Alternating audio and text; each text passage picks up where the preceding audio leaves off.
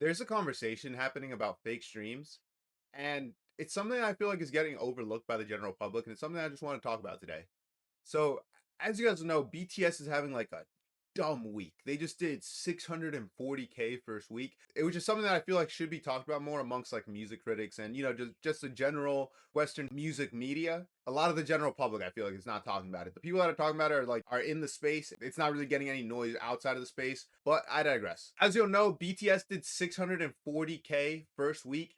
And the thing that I've been seeing on my Twitter timeline for the past like 4 or 5 days nonstop is allegations about fake streams.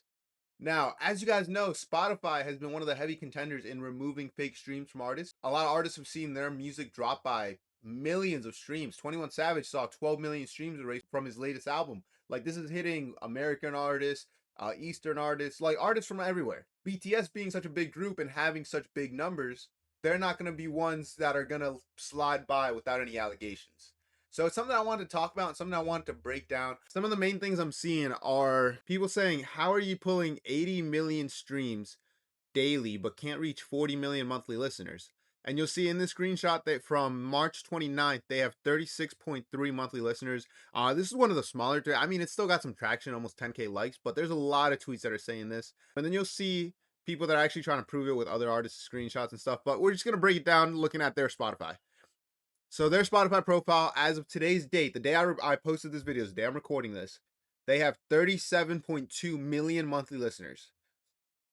Now, to break it down because that's going to look crazy because you see the top song, Swim, a week old, 116 million streams, and their other songs over 50 million. It's going to sound dumb. It's going to look heavily underwhelming based on the songs from their new project and the streams that they have. But you got to think the 37 million number is monthly listeners, as in monthly users that go and listen to their song. If I go and listen to BTS's whole album one time, that's one stream for each song, but I'm one monthly listener. So one monthly listener can contribute 10, 15, even 100 plays throughout a week. Especially when you have such a tight knit fan base like BTS, they're going to contribute hundreds of streams a week. So each individual fan is accounting for multiple streams, hundreds of streams even.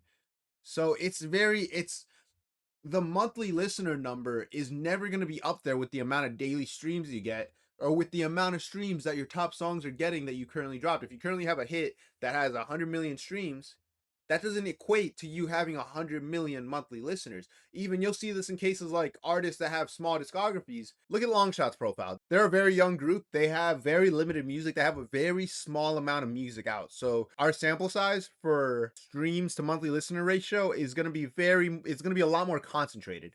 So you have their top songs, Moonwalking, Never Let Go, FaceTime, Saucin, all over 10 million streams. Moonwalking has 50 million streams. Never Let Go has 30 million streams. So you'll see they're doing very well. And they just released a project. They just released a project this week that just dropped same time as BTS. And I mean, you'll see Vanilla Days 1.3 million streams, but that doesn't reflect their their monthly listeners going up by millions of monthly listeners. This is about the same that they had last week before the project dropped.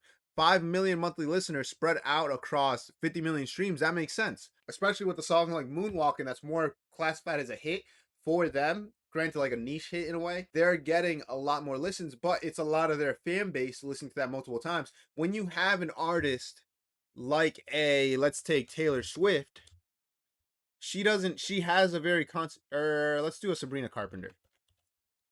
When you have an artist, let's say a Sabrina Carpenter, because Taylor Swift sort of has a similar tight knit fan base like BTS does, but when you have a Sabrina Carpenter, she's gonna have a higher monthly listener count because her music is made for more widespread appeal. She doesn't have as tight knit of a fan base as like a BTS or a Stray Kids or a Taylor Swift or a Kendrick Lamar.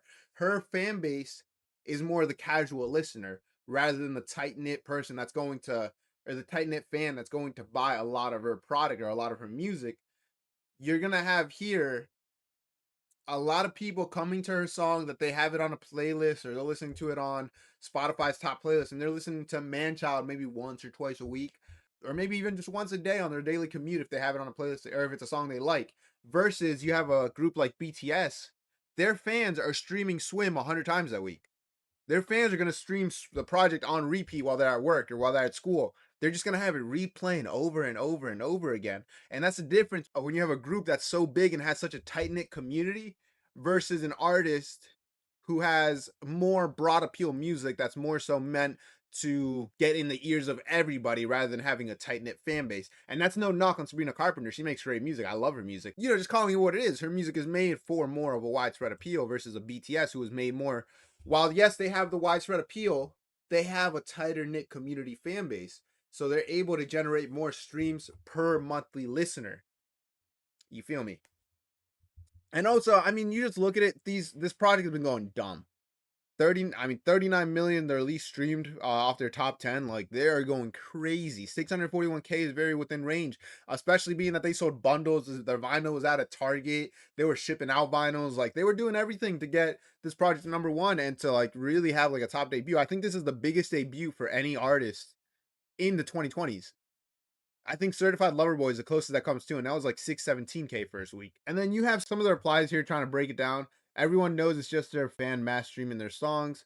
Yeah, I mean, it's like a 50-50 because there is a big amount of people being introduced to BTS this week, but also it is just like they have more value per fan, more which is I guess kind of backhanded to say, but they get more streams per fan than your average mainstream artist. A lot of people, I mean, are just mindlessly calling out, oh, they need to investigate and remove 100 million streams, which I don't feel needs to be the case. I think that even if you were to investigate it, you're going to find out that a lot of these streams or most of these streams are legitimate because every artist at the end of the day gets botted. Every artist, regardless if you're like a different fan base and whatever, you don't like this art, you don't like BTS, you want to see them get exposed, say for botting, your favorite artist or favorite group or whatever is also botting, and it's not them intentionally, it's the labels or it's somebody else just handling. Even a marketing agencies are known for botting streams whenever they work within the music industry because the labels aren't doing it directly. They're reaching out to marketing industries to help get the songs out there, and if there's an influx in streams while that marketing agency is hired, they're going to be more likely to be retained and to be hired again because look at what they did for this artist. They're going to do the same for this new artist we just signed. So a lot of it is just propping yourself up to get more work with other artists or other bigger groups. So they're going to inflate numbers intentionally so that the people behind the scenes seem better than they are at promoting the music. It's rarely ever the group itself or the artists themselves botting the music if they are botting music.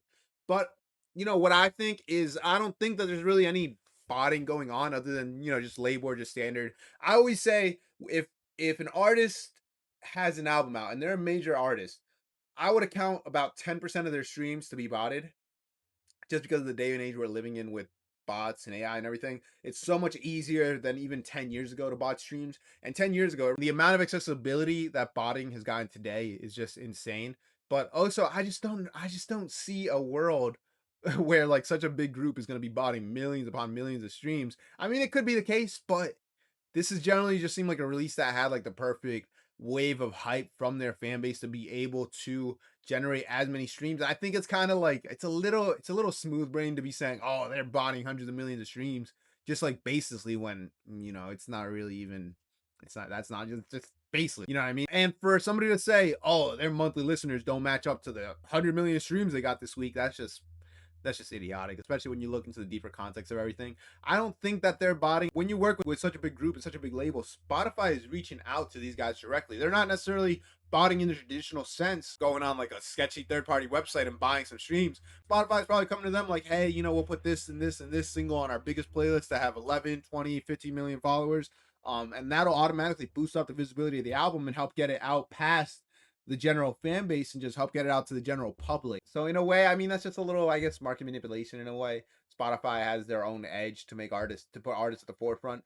But I mean that's just the name of the game. I don't think that there's anything inherently wrong with that. It's a little like, it's a little like gray area, I think, but it's nothing crazy. But yeah, I would love to hear what you guys had to say about this. I think that this is a solid project overall. At first I was kind of like a little mid, and the more I've listened to it, the more it's grown on me as a project. I also haven't really dove into BTS's like back catalog. This is just from like the outside looking in. So this is just a topic that I saw on Twitter, and I was like, this is a little interesting to me. Let me see a little bit more deeper into it and see what might be lying under the surface. But there could be a whole iceberg that I'm not even exploring. So if anything, if there's any information that I'm probably missing, let me know for sure, and I'm definitely down to make a follow up video and dive a little deeper into it if there is a little bit more of a iceberg situation here. But to me, it just seems like a very concentrated fan base that's really enjoying streaming their album. But that's just what I think. But let me know what you guys think in the comments. If you did enjoy the video, do remember to like and subscribe. It really helps me out a ton. I appreciate you guys for sticking around and listening to me yap for 8 to 10 minutes. It means a lot. Let me know in the comments what you guys think about their album. If you guys are enjoying this album, how's it been streaming and everything? Have you been listening to it a lot? And I'll see you guys in the next one. Peace.